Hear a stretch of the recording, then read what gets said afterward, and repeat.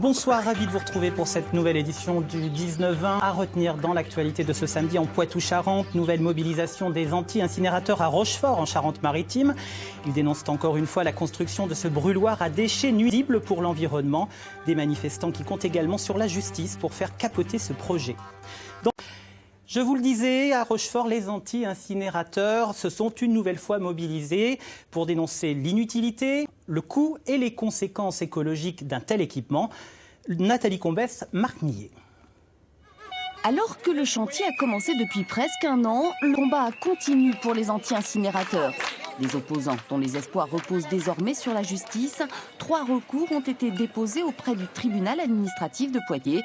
Si ce dernier suit le réquisitoire du rapporteur public, il pourrait, d'ici 15 jours, annuler le plan de gestion des déchets signé par la préfète. Décision très attendue. Le projet ne respecte ni la loi littorale, ni les règlements de construction parasismique, ni le PLU de déchets, ni le code de l'environnement. Rien n'est respecté.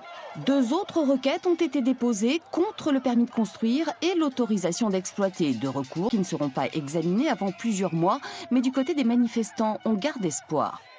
On pense qu'avec les décisions de justice qui sont en train de se prendre, on espère vivement que nos élus vont finir par comprendre la situation et vont décider d'arrêter ce chantier. Il faut l'arrêter d'urgence.